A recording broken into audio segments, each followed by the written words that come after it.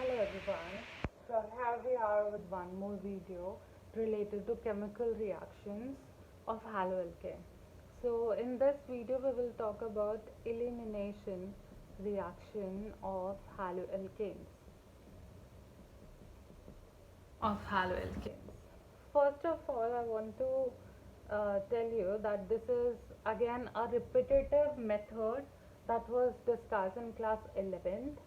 In class 11th, this reaction has a specific name, and this reaction had a name of dehydrohalogenation.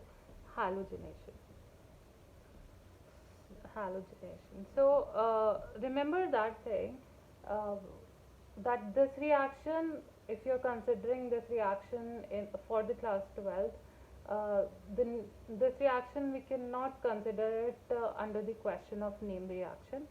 This specific topic has question related to reasoning question, and there is a question about conversion. So we need to remember that this specific method has prescribed two type of questions. One is like why type of question, and other one is how to convert this thing into that.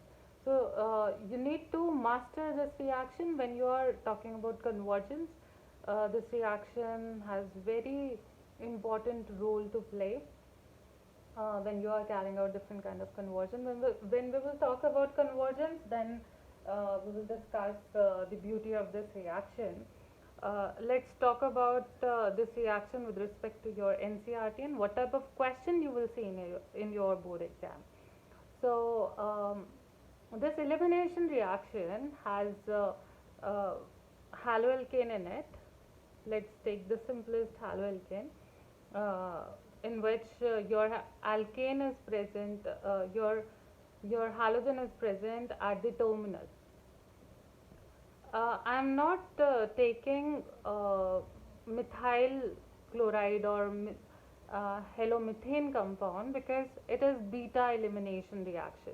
So beta elimination reaction stands for you are removing two things, one from alpha carbon and other one from beta carbon. So at least you should have two carbon in your haloalkane, then only you can perform that beta elimination reaction.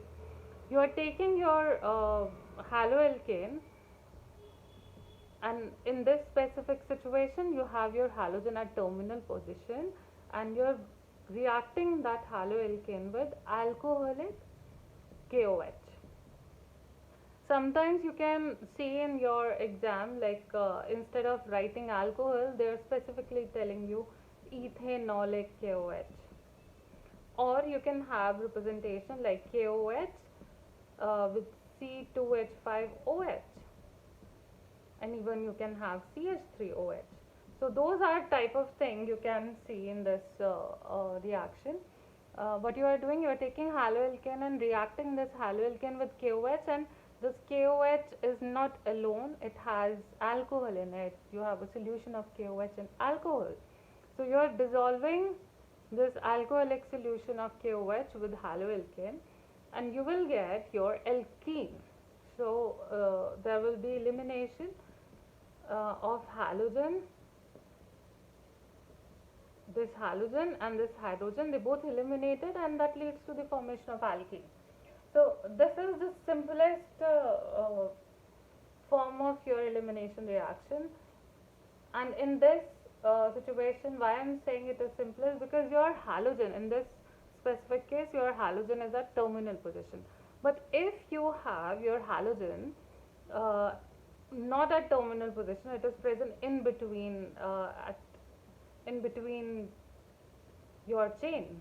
So suppose you are taking 4 carbon alkane and you're placing your halogen at carbon number 2.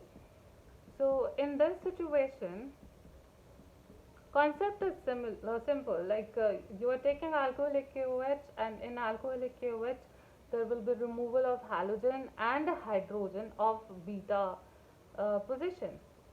In this situation you have 2 beta carbons. So why I was saying it is quite tricky, because in this situation you can have two type of alkene.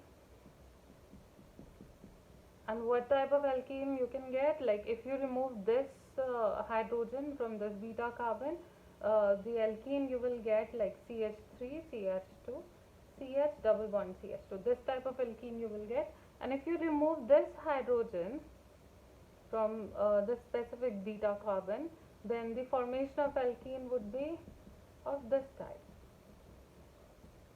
So point is, what type of alkene you should get in more amount, or what type of alkene would be the major product. So in elimination reaction, when you have halogen not at terminal position, it is present in between at certain carbon, at that time there is a rule that you need to remember, and that rule is Sedgwick rule. So what is Sedgwick rule? Sedgwick rule states that the alkene that has more number of alkyl group, that would be the major product. So in this situation, more number of alkyl group means the quantity should be more. So in this situation, you have two alkyl group, one this, another one is this. So two are in number, but in this situation only one alkyl group is there. You have ethyl group only over here. So the quantity would be 1 and here are 2. So this alkene would be the major product. So you need to remember Sedgwick rule. So before going further, what I want to tell you that you should remember one thing. In your board exam, anyone can ask you what is Sedgwick rule. They can ask you related to the application. They can ask you questions related to its application, like they provide you this type of haloalkane and then ask you what would be the major product of this. So you need to apply Sedgwick rule for finding out which one would be the major product. But remember that you can see a question in your exam, the simple question, that is what is Sedgwick rule. So this is what is there in brief in your context. Uh, One thing more I want to tell you that must be like came to your mind, like why this alcoholic QH causes the formation of alkene. So there is even a question related to this thing, why alcoholic QH in haloalkane gives alkene. Um, so in that situation, I want to tell you why this thing happens. Uh, why? Because you have alcoholic QH, and what they had seen that in case of alcoholic QH, suppose you are taking C2H5OH and QH, you will get two nucleophiles. Okay, from KOH, the nucleophile you will get, that is OH negative, and from C2H5OH you will get nucleophile C2H5O negative. So what they had seen that this alkoxide ion, this ethoxide anion plays very important role, and its typical behavior plays very important role. And what happens? This alkoxide ion uh, causes the removal of halogen as well as this beta hydrogen. Why? Because this C2H5O negative do have strong basic nature.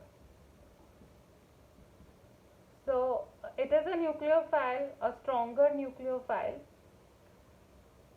So stronger nucleophile automatically replaces X. And there is one more thing with C2H5O negative, is that it has basic nature. So basic things have the tendency to accept H positive. So what it will do, first out of OH negative and C2H5O negative, this one is more stronger. First it overpowers OH negative, then it overpowers X. So it removes X because more powerful thing try to substitute less nucleophilic thing. So nucleophile, this stronger nucleophile firstly remove this X, then its strong basic nature plays its role, and what it will cause, it start removing this hydrogen also. So because of its a typical behavior of strong basic nucleophilic nature, it causes elimination reaction. So let's pile up and concise the whole topic. I want to tell you that what type of question they will ask you in your exam. The first thing, they will ask you questions related to why alcoholic KOH causes the formation of alkene. Second type of question you can see Sedgwick's rule.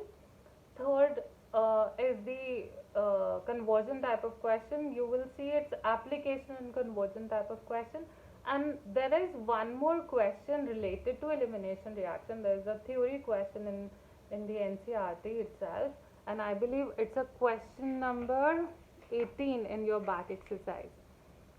Uh, it's not 18, it's question number 20th in your back exercise, and in that 20th question specifically, uh, they are asking you why the simple KOH gives you alcohol and alcoholic KOH gives you alkene.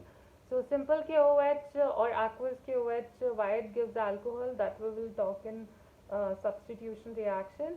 But why we got alkene from alcoholic KOH, that thing we covered in this elimination reaction. So that's all in this video. We will take up substitution reaction in the next video, and we will cover question number 20th in that video also.